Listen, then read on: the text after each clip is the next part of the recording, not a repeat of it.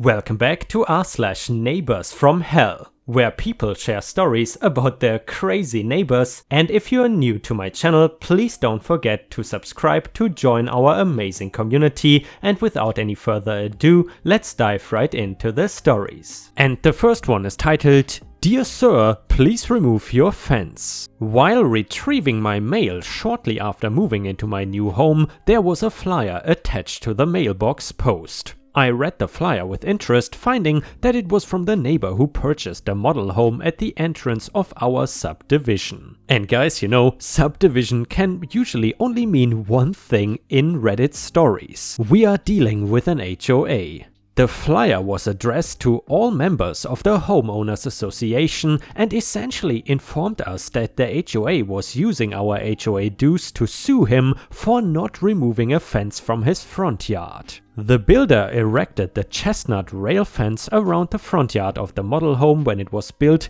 and the purchaser never thought anything about it. A contingent of HOA officers notified him that he had 24 hours to remove the fence or face a lawsuit. Having already faced the wrath of the HOA himself, I stopped at his home to talk with him. After ascertaining the preceding information, I informed him that anything existing on the closing date of the real estate transfer was grandfathered in and therefore the fence was legal. I then proceeded to show this to him in the covenants. At the time I was an editor with the local newspaper and asked him if he minded me writing an article about this incident in the newspaper. He readily agreed and I went off to discuss it with the managing editor. Between us, we decided to run a series of articles about HOAs and the little Hitlers who run them, highlighting this incident. The series ran 7 weeks on the editorial page, during which time the court case was held and the homeowner won, with the HOA having to pay his legal expenses.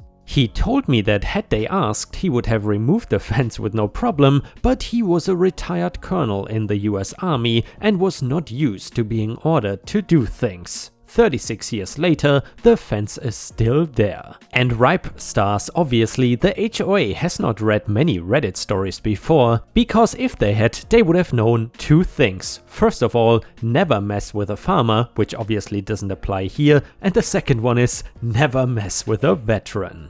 Things will end badly even if you run a totalitarian HOA regime.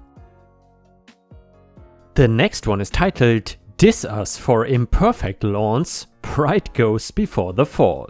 I lived in a suburb where lawn was a competitive sport. Half the neighborhood was folks like me, starting families busy with work and kids, and the other half was retirees or near retirees who took an inordinate pride in their lawn. We mostly got along except for 1 or 2 old cranky guys. One summer, we witnessed the ultimate prank. A bunch of neighborhood guys were standing around in cranky old guy's garage, just shooting the breeze. The COG kept going on about how great his lawn was, how young people took no pride in their houses, were probably lazy, etc. He went inside for something and a neighbor said, "Watch this." The neighbor lowered the wheels on one side of COG's lawnmower by a notch. We were puzzled more than amused and had no problems keeping a straight face when COG returned. We couldn't figure out why he had done that until a week later. And by the way guys, obviously COG means cranky old guy. Cranky old guy mowed his lawn every 3 or 4 days, and after the first mowing there was a very faint set of rows in the lawn. After the second, at a 90-degree angle to the first, there was a slight checkerboard pattern. The effect was very subtle and looked kind of cool, like a baseball diamond. Third and following mowings, however, when he retraced the first mowing, he didn't always hit the rows exactly, leading to pronounced lines on his lawn. He prided himself on having a lawn like a billiard table, so the flaws jumped out in his mind. This went on for weeks, and it wasn't until he took the mower in for a tune-up that he noticed the wheels were set differently. Best of all, he thought it was something he did and never suspected his neighbor. And guys, if you have any interesting neighbor stories to share, please feel free to share them either on r/ripe stories on Reddit or here in the comments. Thank you so much, and while you're at it, I would really appreciate it if you could like the video as well. That would greatly help my channel. Thank you so much in advance. And the next one is titled, Treat Everyone with Respect, Never Know Who They Might Be. This is a story a friend of mine told me a number of years ago, and I was reminded of it. Some of the details are a little iffy, so bear with me. Said friend had applied to a company, I cannot remember which one, and was waiting with other applicants for an interview. Everyone was chatting to kill time and relieve some of the tension, and the secretary had mentioned that she started fairly recently and was still getting used to the job. It was pretty jovial. That is when entitled prick EP walked in. He had the kind of attitude that screamed, "I shouldn't have to inhale, the air should just flow into my lungs." EP walks to the secretary's desk and gives his name and that he was there for an interview. He adds on that he wanted to be the next one seen because there was somewhere he needed to be. The secretary told him that she couldn't do that and that he would just have to wait his turn to be called. This irritated EP, and he said something along the lines of, "She must be new or stupid," and that he didn't feel like waiting. He berated her a bit more and told her again to just mark him as next, or he would make sure she would get canned as soon as he was hired on. Everyone was shocked that this a-hole would say this to her. He berated her a bit more and turned like he was going to sit down, but the boss walked out with the lady he was interviewing. He thanked her and then called on EP for his interview. In retrospect, this was a big red flag. The secretary never told the boss who was next, he just said EP's name. Before anyone could say anything, the boss took EP into his office and they were gone. The secretary just sat there, she was definitely holding back tears. After a bit, she got back to work doing whatever she could. Cannot cry if you're busy, everyone said she should just go into his office and explain what happened and that they would back her. She was about to say something when she looked at her desk, smiled and then said, "No, I'm good." One of the others was about to say something, but she told him it was okay. An hour later, EP walked out of his interview and had no color in his face. He said not one word to anyone and just left. The boss called the next few people, the secretary wishing all of them good luck with a smile. Dan was called in and they got through the interview, and when the boss thanked him for his time and he would be in touch, Dan told him he had just had to ask about EP and what happened. The boss stopped what he was doing, said no problem and explained everything. The secretary, being new, was still working on figuring out the phone system and had a hard time remembering how to reach him over it. So he came up with a solution for during the interviews, they would just leave the line open, mute his end so people couldn't hear what he was doing, and turn down his speaker.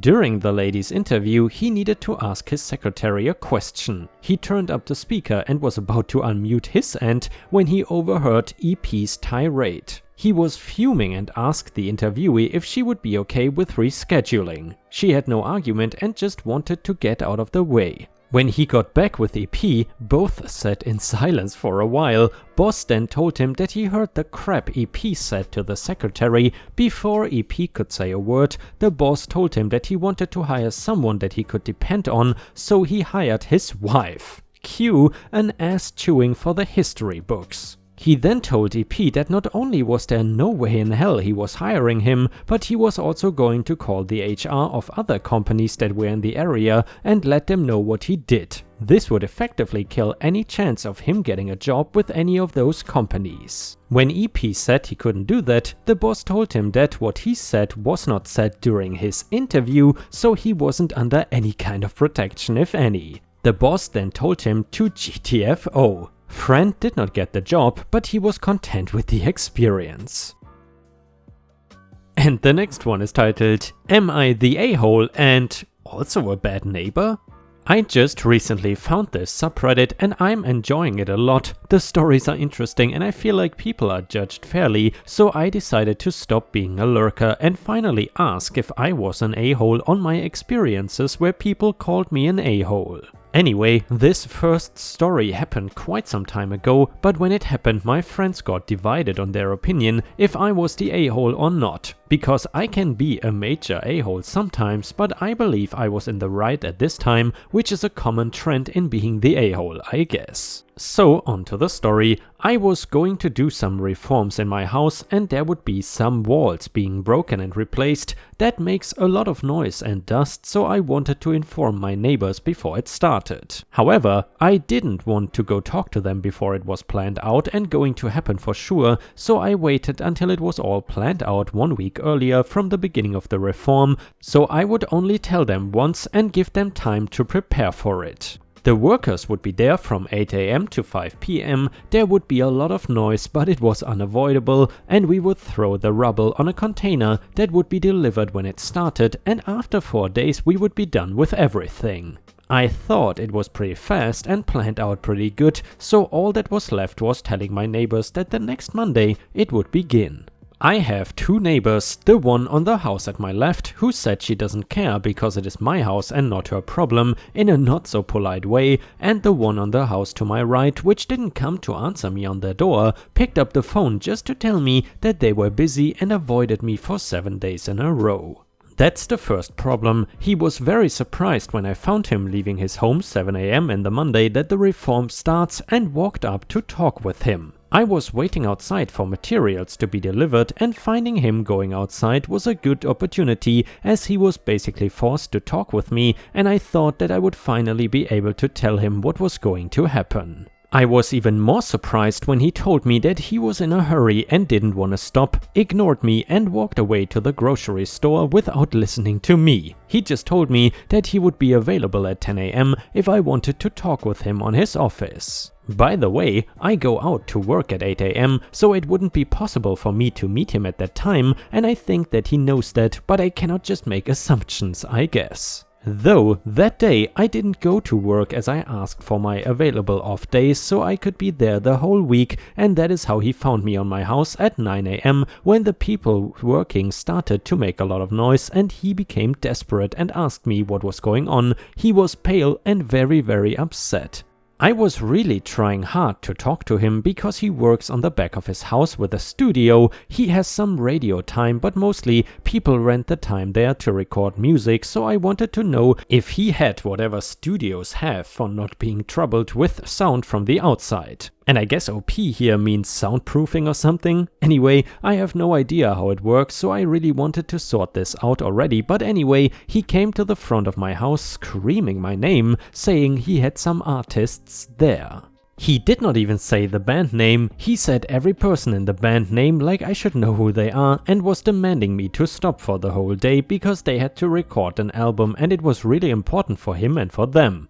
I told him that I would be available after 6 PM, so he could talk with me in my office and left him yelling in front of my house. He tried to contact me for an entire hour before giving up and sending the people off. He actually came to my house at the time I told him and we talked about it. He wanted to change my whole schedule, but I told him that it wouldn't happen. He ended up even more mad learning it would take more than 3 days and said he couldn't change his schedule and it was my fault. I told him my reasoning, but even so, he said I should have contacted him a whole month in advance. In the end, he worked at night the remaining days. I know that I did some petty revenge stuff by ignoring him, but am I the a-hole here? But there is also more.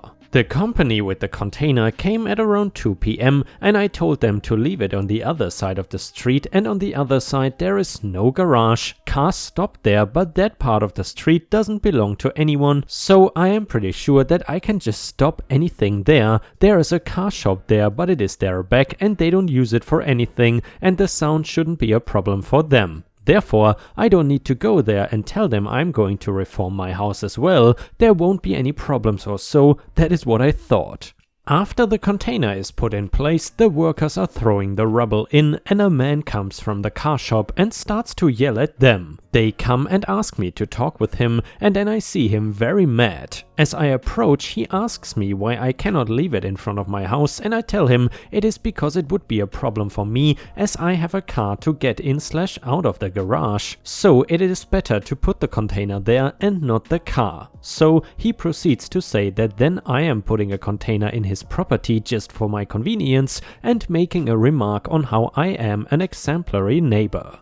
I tell him that the road is not his property, and then he asks me if his road is my property then. I remind him that it is not his road, it doesn't belong to me or anyone, and he proceeds to say that I should put the container on my side of the road, and I again tell him that I don't own the road, nor him, nor anyone there, and if I can put it in that side then I will, and yes, it is for my own convenience. At this point we are both mad, and he says that he will take it off with his own hands then, which makes me very surprised because when I saw the metal container being delivered by a huge truck with some hydraulic stuff to lift it up and down, I thought it was pretty cool and how heavy it must be, as I was struggling to answer both because it was absurd and also because it was a direct confrontation and it made me anxious. That is when I started to hear laughter from behind me. Turns out the workers were hearing the conversation and they just couldn't take that he wanted to drag something that looked like it weighed a ton from a side